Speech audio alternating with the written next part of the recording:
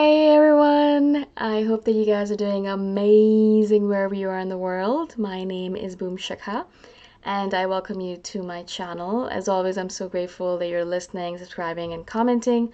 I appreciate the support. In this one, I wanted to speak to you guys about a conversation that I had a few days ago with a friend about the decision-making process. And you might think, it's kind of boring to talk about decision making and things like that. It seems like a very dry topic, but it's fascinating because we started talking about it and it turned into a conversation that was one of the most interesting conversations I've had in a while. Because not only did I learn a lot from her, but I started kind of really thinking about my own decision making process, and I started thinking about observing the world and kind of thinking about how do people do it and what do they think about it and things like that. And it really kind of put me into this rabbit hole of thinking and processing and reflecting, which was very useful for me particularly. And I thought it would be useful for me to share that with you, and maybe you'll be able to share your own decision making process with me, which should be fascinating to me as well. But the question that my friend asked me was, what do you think? Do you think people are a lot? How do you think people make decisions? Because sometimes she looks at people making decisions or talking about things, and it seems completely irrational, completely illogical, and she wonders if they even actually put any thought into it. And, when she asked me that, I literally instantly had this thought that said, most people have no idea how to make a decision. In fact, most people, unfortunately, and this is not something that I'm saying because, I'm better at it. No, I think 99.9% of the population is terrible at decision making, and I include myself in that. Because what happens for me particularly, and for a lot of people, is that something comes up for us, whatever it might be.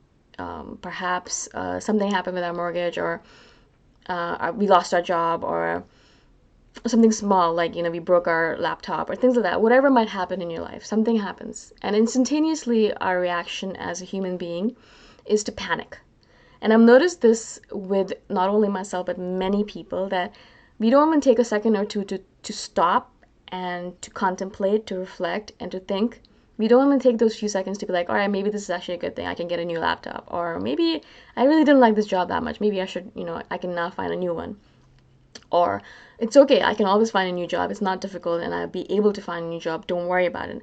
We don't even kind of take that moment to think about it logically, rationally, or just even think about it for a second. Instantaneously, we kind of drop ourselves into that fight or flight response. Instantaneously, our sympathetic nervous system or our amygdala, whatever that part of our nervous system is, it kind of pops up. It starts crackling open, and it just says, "Oh my God, the world is out to get me. The universe hates me.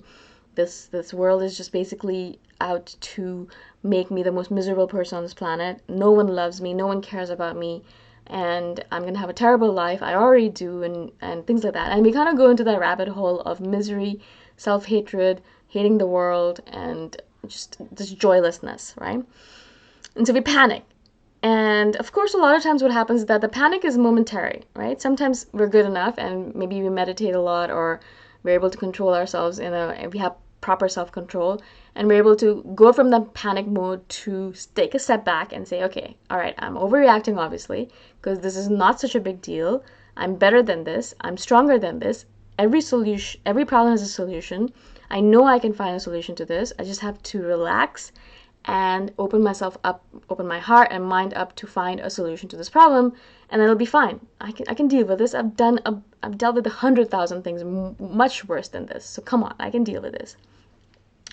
Instead of doing that, a lot of us will stay in that moment of panic, or those minutes of panic, or those hours or days or months of panic, and we won't let go. We'll just stay in that, and we'll kind of go into that mode of, everyone hates me, the world hates me, the universe hates me, someone's out to get me, the world's out to get me, the government's out to get me, my job is out to get me, whatever it might be. We kind of start thinking about all of that, and we don't even allow our prefrontal cortex, our brain, the real complex brain that we have, the brilliant brain that we have.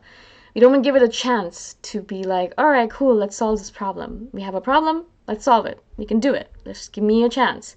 We don't even give it a chance. We don't even give it a single moment of reprieve so we can be like, all right, let's actually think about this logically. No, we just panic and we panic and we panic and we get anxious and our heart starts beating really fast and our sympathetic nervous system goes into overdrive and our adrenaline rushes through our body and we're not able to rest, we're not able to sleep, we're not able to eat, we rush around with our heads cut off, we go into panic mode, we are just balls of anxiety, and that's how we spend our lives, because basically we go from one of those anxiety moments to another, because life is a series of things perhaps going wrong or things that you need to deal with. Of course, life is not straightforward, because that you'd be dead if that was the case.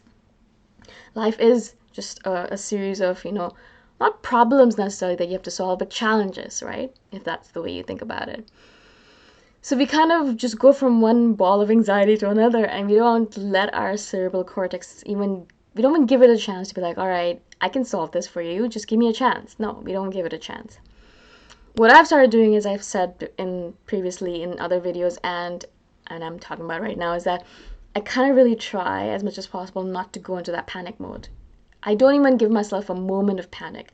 Try as much as possible, as I said, because it's not useful. And actually, in fact, I've solved problems and I know how to solve problems, and unless I'm dead, I know that every problem has a solution. And this is something that I've noticed over time, over and over again. And so I know this problem has a solution, no matter what it is, right?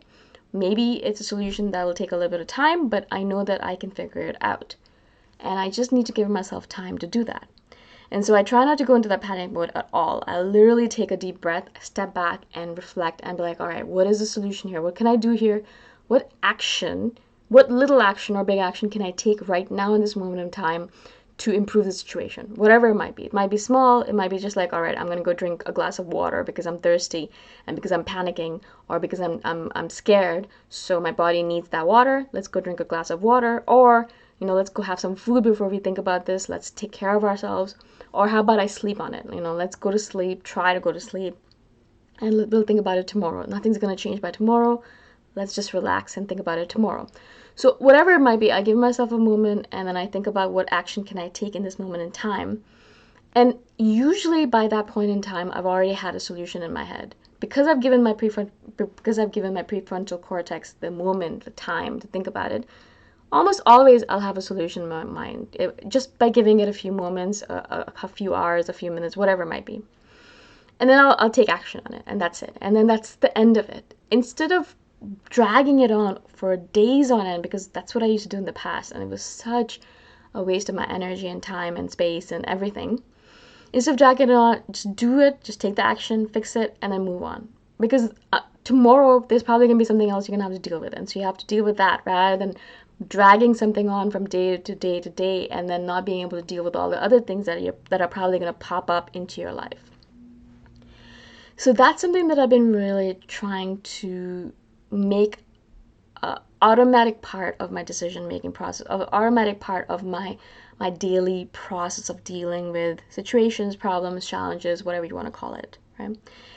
And I noticed that it's made my life so much easier, because now I'm not sitting there thinking, oh my God, life sucks and I hate myself and I'm stupid and it's my fault or it's their fault and it's his fault or the government, whatever it might be. I don't make up those stories and I don't waste my time and I don't get into anxiety mode and I don't get into fear mode as much as possible. And I try to stay here, present and calm, and stay with my decision making in a very, as much as possible, logical manner. As I said, most people will go into panic mode, and that's not a good way to deal with any situation, no matter what it might be. Now, I think I've said everything that I wanted to say on this subject matter. If you guys have any questions about this particular thing, obviously message me or comment below and I shall do a follow-up video on it. If you have particular questions, please ask and I shall expound on it.